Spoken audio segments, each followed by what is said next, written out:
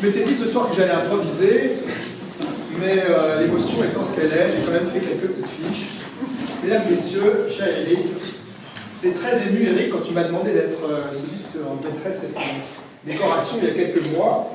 Et lorsque tu m'as remis cette décoration, lorsque tu m'as demandé de te remettre cette décoration, je me suis dit que je passais un cap finalement de celui qui la recevait il y a quelques temps à celui qui les remet maintenant. Ça m'impressionnait beaucoup.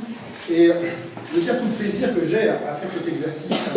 C'est un exercice qui, je pense, est dû à une triple casquette, celle de collectionneur, celle de militant de l'art contemporain, très assidu, mais surtout, je crois, celle d'Annie. Et c'est ce qui m'a le plus ému dans ta demande. Parler de quelqu'un en quelques mots, en quelques lignes, c'est toujours difficile parce qu'en fait, lorsqu'on résume en quelques instants 25 ans de vie, on est content d'avoir cette fiche. Eric a fait comme moi l'ICAR, une école qui nous a amené à garder l'art contemporain de façon différente. Et il y a dans cet endroit, dans cette salle, quelques visages bien connus à qui on doit tous les deux cette ouverture à la création contemporaine. Il a fait l'ICAR en 94 et 96, donc j'ose pas dire quelques années après moi, mais quand même. Et il a fait son stage chez Art Press et puis chez Beaux-Arts. Il a fait le choix de la presse, qui était un bon choix, parce que c'est ce qui lui a permis après de savoir qu'il tenait à devenir marchand. En 99, Eric a fait un commissariat à la Fondation l'ICAR, qui a été particulièrement important, puisque 60 artistes étaient réunis dans ce commissariat. Merci. Certains sont ici, et de la Fondation, et peut-être même des artistes qui étaient présents. Ça a été l'occasion de se faire remarquer dans ce milieu d'art contemporain particulièrement. Mais en 2001, il fait une rencontre un peu particulière, outre le fait qu'il l'ait rencontré. Il fait la rencontre d'Eric, qui est ici aussi. Et donc je vais parler aussi dans quelques instants. Eric, si tu peux te rapprocher un peu, ça serait pas mal, parce que finalement, parler de l'histoire d'Eric sans Eric, c'est assez difficile. Toujours légèrement nerveux. Voilà. Mais dans cette rencontre, en 2001, naît l'idée, alors d'abord, je crois que Eric, le premier Eric a conseillé le second Eric, et puis il est né d'une amitié qui les a conduits à faire ce projet, de voir ensemble, de construire ensemble un projet de galerie, et de créer cette galerie Eric, pour laquelle nous sommes là ce soir, dans laquelle nous sommes ce soir. Et j'ai envie de parler des deux quelques instants parce que c'est le couple de l'armateur et du navigateur. J'aime bien cette métaphore de l'armateur et du navigateur, et je pense qu'en art contemporain et dans ce métier de marchand, dans ces galeries, on a besoin des deux, les armateurs et les navigateurs, celui qui court le monde et celui qui assure la rentrée au port. Et ça me paraît quelque chose d'extrêmement important, et dans ce couple des deux Eric de travail, dans cette association de travail, il y a quelque chose là que je trouve belle, parce que c'est vraiment l'histoire finalement de la conquête des territoires, et le territoire de l'art contemporain en est un. Et c'est une conquête qu'ils ont livrée à deux, et je pense que c'est important de souligner le mérite des deux ce soir. Et puis, on va évidemment retracer un peu le parcours de cette galerie. Alors, tout d'abord, ils ont choisi un terrain un peu étrange, pour moi à l'époque, c'était s'installer dans le 8e arrondissement. Quand Eric m'a dit, je ne veux pas du 8e, je veux dans le 8e, pourquoi? Moi, j'ai pu quitter le Marais, je me disais, je faut s'installer dans le Marais. Si, tu verras, il faut être un petit peu loin des autres pour faire ses preuves d'abord. Il ne faut pas être tout de suite arrivé fièrement comme ça dans le Marais, on est bien dans le 8e, etc. Ça lui a plutôt bien réussi, parce que le résultat, c'est que ça a marché tout de suite et qu'il y a eu un succès très rapide.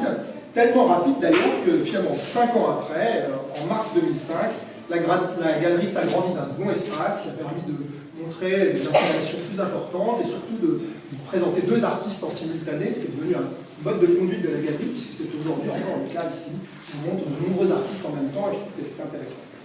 5 ans après, fort de ce succès important de cette double galerie dans le 8e arrondissement, à Matignon, 5 ans après, en 2010, un nouvel espace s'est ouvert à Ivry. Et ça, c'est une belle expérience, c'est un beau souvenir que j'ai de l'inauguration de cet endroit, où la galerie montre de l'expérimentation, accueille des artistes en résidence, et ça a permis aussi de montrer des pièces beaucoup plus importantes en taille que ce que vous aviez l'habitude de montrer dans le 8e. Et je crois que ça a permis beaucoup de création de grande importance, de grande taille. C'était vraiment un bon moment. 1500 mètres carrés, cet endroit, c'était très impressionnant. Je pense que beaucoup ici l'ont connu, 14 mètres de plafond, les anciens laboratoires de Pierre et Marie Curie, en plus un lieu historique, c'était vraiment extrêmement intéressant et impressionnant. Beaucoup d'œuvres ont été créées in situ dans cet endroit. Et puis, en 2015, Les deux Éric font le choix de quitter définitivement le 8e arrondissement pour Ivry. Alors là, je me suis dit, c'est vraiment n'importe quoi. On commence par le 8e, après on se barre à Ivry, on ferme le 8e. Je comprenais rien, c'est vraiment étrange. Et puis dans la foulée, toutes les autres galeries ont commencé à acheter des endroits à périphérie de Paris. Je me suis dit, bon, en fait, c'est pas trompé, il y avait raison un peu avant les autres, mais effectivement, tout le monde a suivi, et on a vu l'éclosion d'un grand nombre de galeries qui ont acheté des endroits merveilleux dans les périphéries de Paris. Mais en octobre 2016, vous décidez de vous installer dans le Marais. Alors là, je me suis dit que c'était l'âge de la maturité, je me suis dit, ça y est, maintenant qu'on a fait les arts ailleurs, on va être capable d'affronter le marché comme il est, et on arrive dans le Marais. Et alors là, pendant 1 an et demi, j'ai assisté à des hauts et des bas extraordinaires où j'avais Éric qui me disait « Oh, on a trouvé un endroit. Ah non, finalement, ça n'a pas marché.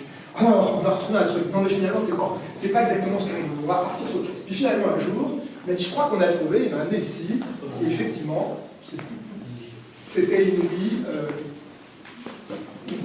On n'arrive pas à imaginer quand on voit l'endroit maintenant, mais c'était vraiment rien de ce qu'on voit aujourd'hui. Un espace incroyable, 6 salles, 600 mètres carrés, c'était vraiment assez merveilleux. Mais évidemment, l'histoire de la galerie, ça ne s'arrête pas à des lieux.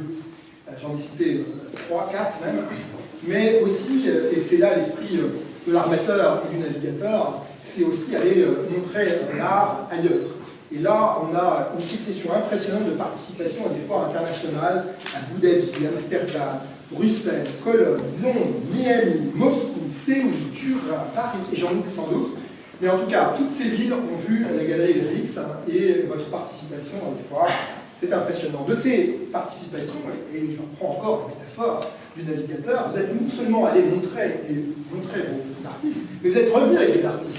Et c'est là qu'est arrivé ces artistes coréens merveilleux que vous avez fait découvrir. Et donc, Éric, tu t'es particulièrement investi dans l'allée de la Corée. Et là, on a vu les artistes de la galerie au musée Guimet, au musée d'art moderne de Saint-Étienne, au musée Chamoussi, au château de Chambord, au domaine de Chaumont-sur-Loire, etc. Et j'en oublie sans doute, mais en tout cas, la liste est impressionnante des endroits où les artistes de la galerie ont été présents.